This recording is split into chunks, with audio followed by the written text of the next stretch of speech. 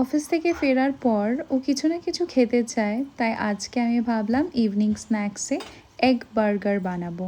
আজকে হাতেও অনেকটা সময় ছিল আর ফ্রিজের মধ্যে না এই ব্রেড বানসগুলো পড়েছিল, তাই ভাবলাম ডিম দিয়ে একটা বার্গার বানাই। এই রেসিপিটা খুবই ইজি একটা রেসিপি, খেতেও কিন্তু খুবই টেস্টি হয়। তোমরা চাইলে কিন্তু একবার ট্রাই করে দেখতে পারো। প্রথমেই আমরা ব্রেডের বানগুলোকে ভালো করে বাটারের মধ্যে একটু সেঁকে নেব। তারপর প্যানের মধ্যে একটু তেল দিয়ে তার মধ্যে সানি সাইড আপটা বানিয়ে দেবো। আমি উপর থেকে একটু কুচনো পেঁয়াজ অ্যাড করছি, তারপর এপিট ওপিট করে ভালো করে ভেজে নেব। ডিমটা যখন ভালোভাবে কুক হয়ে যাবে তার উপরে একটা চিজের স্লাইস দিয়ে দেবো অ্যান্ড তারপর ওটাকে একটু ঢেকে কিছুক্ষণ কুক করে নেব। চিজটা তোমরা চাইলে নাও দিতে পারো। এখানে আমি কিছু টমেটো স্লাইস করে কেটে নিচ্ছি, আর ভেজিটেবলসের মধ্যে যেটা আমি অ্যাড করব টমেটোর স্লাইস আর একটু লেটিউস পাতা।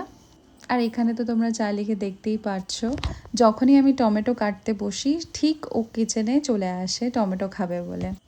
ব্রেড বানগুলোর উপরে আমি কিন্তু দু রকমের মায়োনিজ লাগাচ্ছি। একটাতে তোমার ওই সাদা মায়োনিজটা লাগাচ্ছি আর আরেকটা হচ্ছে তন্দুর মায়োনিজ। সো এই দুটোই আমি লাগিয়ে নিচ্ছি যাতে মানে ফ্লেভারটা আরও বেশি ভালো আসে।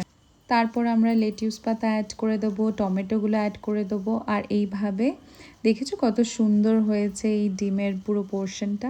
তার উপরে আমি একটু চিলি অয়েল অ্যাড করে দিচ্ছি। এটাও অপশনাল, তোমাদের বাড়িতে থাকলে অ্যাড করো, নাহলে এটা ছাড়াও মানে খুব ভালো লাগে খেতে।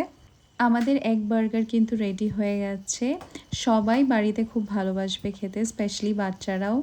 তোমরা কিন্তু অবশ্যই এটা ট্রাই করো আর আমাকে কমেন্টে অবশ্যই জানাবে কেমন লাগলো। প্রত্যেক দিন আমাদের খাবারের মধ্যে চেষ্টা করি কিছু না কিছু একটা ফ্রুটের পোর্শন অ্যাড করার। তো আজকে আমি একটু গ্রেপস আর ওয়াটারমেলন দিয়েছি ওকে। এই বিকেলের সময় না বারান্দায় গিয়ে বসতে খুব ভালো লাগে, প্রচণ্ড ভালো একটা হাওয়া দেয় আর আকাশটাও খুব সুন্দর লাগে দেখতে। আজকের ব্লগটা এখানেই এন্ড করছি, আবার দেখা হবে অন্য একটা ব্লগে।